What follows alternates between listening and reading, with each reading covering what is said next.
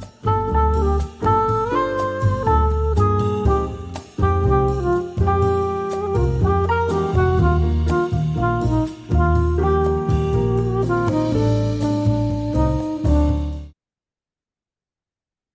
welcome to installment or session number 2 in our Trauma Resilience series. I am the Reverend Dr. Shalita Mira. I am a senior pastor, psychologist, licensed clinical social worker, and a college professor. And I am passionate about educating our communities, especially when it comes to mental wellness. So this particular series continues to delve into understanding trauma so that we can become trauma resilient. If you have not watched our first session of becoming trauma resilient, I ask that you go back and watch our first episode. The first episode focused in on our defining trauma and also looking at the multifaceted ways that we experience trauma in our lives, in our communities, in our states, and in our nations. And so today we are going to focus in on the trauma response. We are going to look at how our mind, bodies, and spirits, even our social interactions, are impacted by trauma. So trauma, we know, triggers a response. It triggers a physiological response. Now we're going to spend a moment exploring how trauma impacts the individual. And this is extremely important because many individuals suffering with trauma are unaware of what is happening to them on a physiological scale. So using the acronym TRAUMA, T-R-A-U-M-A, we're going to look at and glean some insight on the cycle of trauma, and then we will explore in our next series coping strategies to reduce traumatic reactivity that will help us reduce the prevalence of re-traumatization. So let's dive in. So T stands for trigger. A trigger in the context of trauma and mental wellness refers to any stimulus or reminder that elicits a strong emotional or psychological response in an individual who has experienced an event. So triggers can evoke vivid memories, intense emotions, physical sensation, or a sense of reliving the traumatic experience. This can be internal, thoughts, emotions, or bodily sensations, or it can be external, sight, sound, smells, or specific situations that vary from person to person. Triggers can be specific to the individual and their unique traumatic experience. For example, a person who was in a car accident may be triggered by the sound of screeching tires or the sight of a damaged vehicle. Triggers can be more general and relate to common aspects of trauma, such as loud noises, crowded spaces, or certain types of physical contact. Exposure to triggers can lead to a range of reactions, including anxiety, panic attacks, flashbacks, hypervigilance, emotional distress, or even a complete shutdown or disassociation. So it is important to note that triggers can have a significant impact on the individual's well-being and may interfere with their daily functioning. So that's the trigger. Trauma, the R, reaction versus responding. So reacting and responding are two distinct ways in which an individual can engage with the stimulus or situation. And so we're going to look at timing, awareness, control, reflection, and then outcome oriented. So timing. Reacting is usually more instinctive and immediate, occurring in the heat of the moment, while responding implies a more thoughtful and deliberate approach. Reacting can be impulsive and driven by automatic emotional or psychological responses, whereas responding involves taking a moment to assess a situation before taking an action. And then awareness. So when we think about reacting when we're aware often happens without much conscious awareness or consideration of the consequences, whereas responding involves being more mindful and present in the situation. Responding entails being aware of one's emotions, thoughts, and values, and taking them into account when formulating a response. And then control. So when we're reacting, it's often characterized by a loss of control where emotions or instinctive behaviors take over. But on the other hand, responding implies a greater sense of self-control and the ability to choose a thoughtful and intentional course of action. Then reflection. Responding generally involves reflecting on the situation, gathering information, considering various perspectives, and evaluating the potential outcomes before deciding on the course of action. Whereas reacting, in contrast, tends to occur more spontaneously with less time for reflection. Then we think about what's the outcome? When we're responding, we're typically more outcome-oriented because we're aiming to address a situation effectively. We're looking at resolving conflicts and maintaining safety or achieving specific goals. But when we're reacting, on the other hand, we may be driven primarily by our emotions without a clear focus on the desired outcome.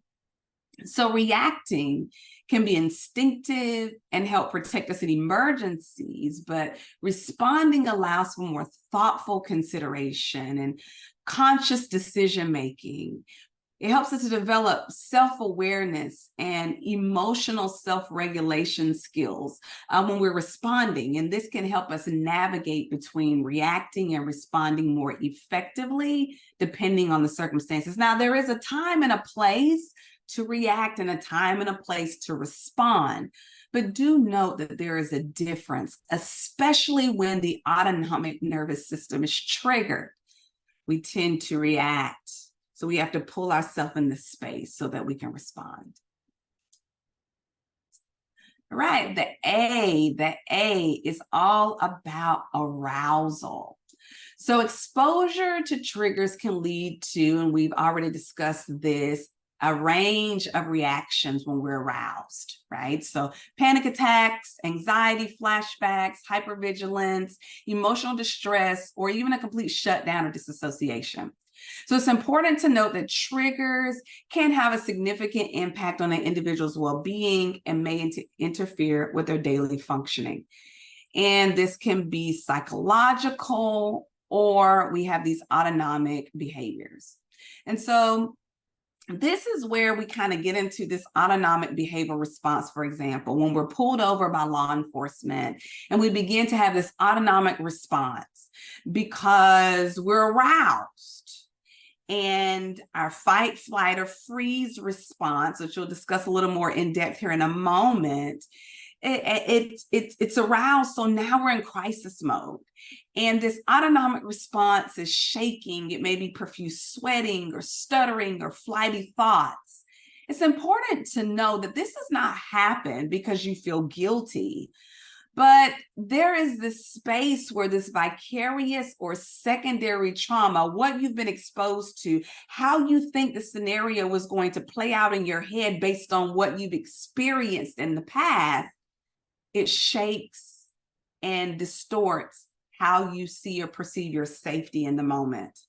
And so this is why many law enforcement officers are now in the community trying to build relationships to shift this perception so that you don't automatically perceive danger when you're being pulled over or you encounter law enforcement officers, but you understand that there is a space of safety. And then there is the U, unrest. So being traumatized means continuing to organize your life as if the trauma were still going on, that it's been unchanged, that it's immutable. And every new container or every new encounter, or event is contained by the past. And that's Bessel van der Kolk. So when we're in this space of uncertainty or upset, then there's this uncontrollability of the situation. It leads to unrest because there's a merging of the past with the present. It's coalescing and coloring the way you see the world, the experience, and even the way we interact with it. So unrest creates a response to past situations versus the present. And much of this is because of the triple F, the fight, flight, or freeze. So you see on your screen the functional areas of the brain. And I want to spend a little bit of time providing some education around this, because there is a biological etiology or a biological foundation and why we respond the way that we do. God was so divine in how he created us. And there are these layers of built-in systems within us, some to respond instinctively in the moment of threat, and then others to respond more orderly, more of an organized fashion with more contemplation and intention. So when we look at the functional areas of the brain, we see the motor area, right, which controls our voluntary muscles. We see our sensory area here, kind of in the purple color. And this is our parietal lobe, which controls our sensations, our language, our perception, our body awareness, and our attention. Whereas our motor area is right in front of that, more of the frontal lobe-ish area, but kind of midbrain. And then we see our frontal lobe here in the front, the big, juicy pink area in the front of the head here. And that is responsible for movement and problem solving, concentrating, thinking, behavior, personality, and our mood, all here in the front of our brain. Also, we see here the Broca's area, which is speech control, is there slightly to the hind of the frontal lobe. And then we see our temporal lobe here, that is more around the eye, between the eye and the ear, and it is responsible for hearing, language, and memory. Our brain stem at the base kind of our brain going into our spinal cord, autonomic, consciousness, breathing, and heart rate, those three things that we cannot always control, right? They're autonomic. So if you try to hold your breath and you hold it too long, your body is automatically going to start breathing, right? Okay, the back of the brain, we discussed the parietal lobe. The occipital lobe is in the back. It's our vision and our perception. The Wernicke's area, it's kind of between the parietal lobe and the temporal lobe here. That's your language comprehension. And then your cerebrum, balance, posture, and coordination of movement. So why is it important that we understand the brain? Because the brain, and depending on what area of the brain is aroused, is going to then dictate the biological response. So when we think about fight, flight, or freeze, or trauma, the reaction begins in the amygdala. Okay, and the amygdala is the part of your brain that is responsible for perceived fear. The amygdala responds by sending signals to the hypothalamus, which then stimulates the autonomic nervous system. Okay, so we're thinking about this brain stem area. So the autonomic nervous system consists of the sympathetic and parasympathetic nervous system. The sympathetic nervous system drives the fight or flight response, while the parasympathetic nervous system drives the freezing response. So how you react in a crisis or when you're experiencing a trauma is going to depend on which system dominates the response at the time. Trauma dysregulates your autonomic nervous system. So in general, when your autonomic nervous system is stimulated, your body releases adrenaline and cortisol. And these are your stress hormones. And these hormones are released so quickly into the body that it can affect your heart rate. So we're looking here back at this brain stem, this autonomic nervous system. Now, I want you to know that when trauma occurs and there is a triggering, biologically, you skip the frontal lobe, you go all the way back to the base of the brain, which is also called the lizard brain. Excuse me, let me go right back here to this slide.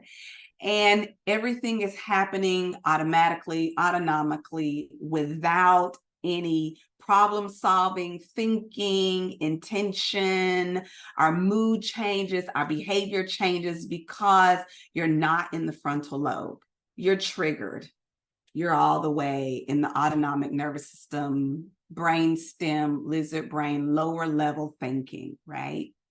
So your heart rate might increase or decrease depending upon whether you're parasympathetically stimulated or sympathetically stimulated. The lungs, so your breathing speeds up to deliver more oxygen into your blood, but in the freeze response, you might hold your breath and restrict breathing.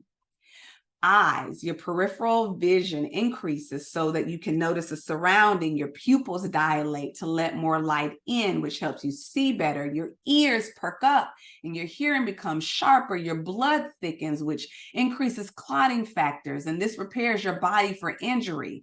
Your skin might produce more sweat or get cold. You may look pale or have goosebumps.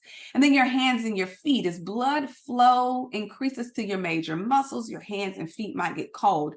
And then there's a difference in even your pain perception. So your fight or flight temporarily reduces your perception of pain. And so this is how that trauma exposure, this trauma experience impacts you biologically. And then all of the other physiological symptoms occur.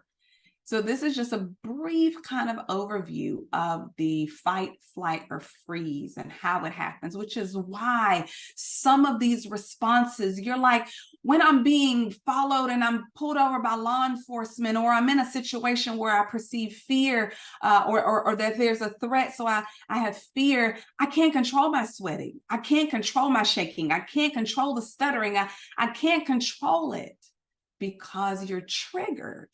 And that is that autonomic nervous system dysregulation, physiological response. Much of this happens biologically. But can it be controlled? Can you cope with it? Absolutely. And we're going to talk about that in our next series. So let's finish our acronym. So now we're at the M, and M is meaning making. So meaning making refers to the process by which individuals construct or derive meaning from their experiences, particularly in the face of challenging or traumatic events. It involves the cognitive, emotional, and existential exploration of the significance and implications of the experience, aiming to find understanding, coherence, and purpose. So meaning making can take various forms and is influenced by individual beliefs, values, cultural background, and personal worldview. So we develop narratives based on the experiences, and these narratives are not always healthy. which is why we must challenge these thoughts by taking them captive into the obedience of Christ and allowing God to shape our meaning in the world. So there is definitely a spiritual dimension to how we develop meaning. So when we're thinking about meaning making, first there's sense making. Sense making involves making sense of the event or experience by actively seeking understanding and coherence. It may involve asking questions, seeking information, and integrating new information with existing knowledge and beliefs. So after we do the sense making, we have to reconstruct our narrative.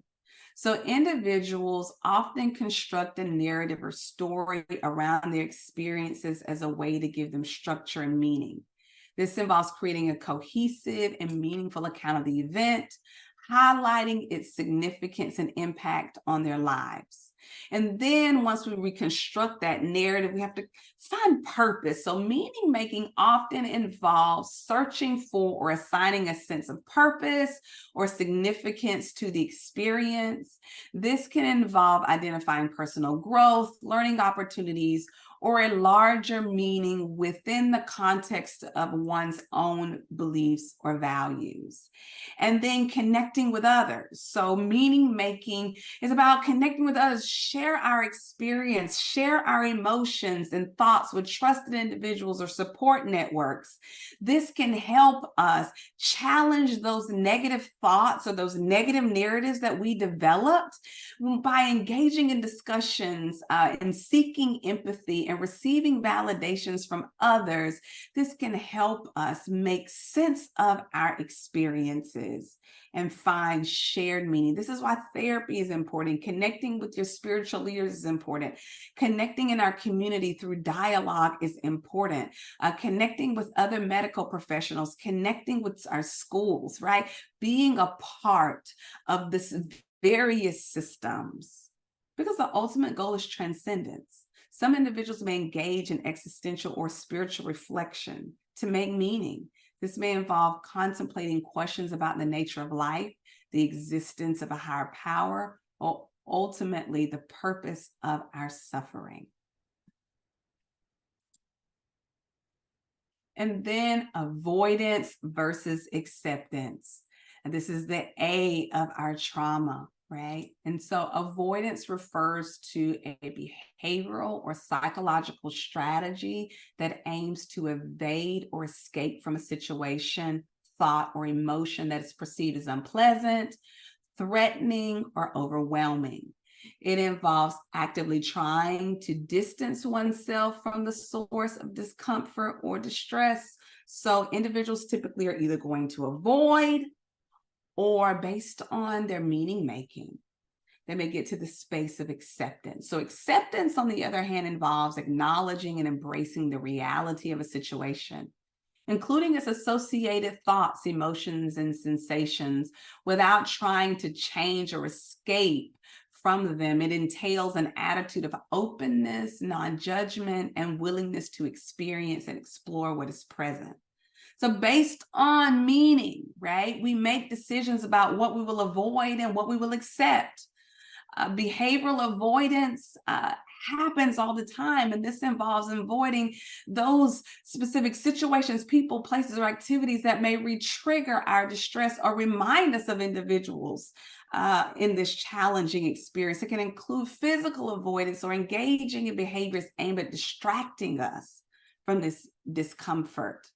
And emotional avoidance, we can disassociate, we can displace, right? We are desensitized. We suppress our feelings through distraction, substance abuse, and other coping strategies. And while avoidance has its place, avoidance often contributes to detachment. And when we're detached and disconnected, healing and coping have a difficult time becoming a state of being. And so while we're thinking about what trauma does to us physiologically, it really is important that we get to the space of acceptance so that we can then create healthy ways of coping and also ultimately to get to that space and that paradigm of healing. So I hope that today's session has been beneficial for you. I hope that by going through the acronym of trauma, you've been able to understand a bit more of how trauma impacts us systemically, biologically, psychologically, socially, and spiritually. Because in our next series, we're going to talk about how do we cope with this? Because coping is the next to the top rung of the ladder. We're going to learn how to cope and then move into the realm of healing, because the goal is to live a healed life. It is the goal of the heart-centered journey. Heart-centered wellness is the goal of our God, that we prosper and be in good health, even as our soul prospers. That's called healing. So join us in our next episode as we talk about coping using the acronym of COPE. And then the last series, or the last session of this series, will focus on healing using the acronym HEAL. I hope to see you then. Again, Reverend Dr. Shalita Mira, and the heart-centered journey through a heart-centered wellness, building resilient individuals, families, communities. Amen.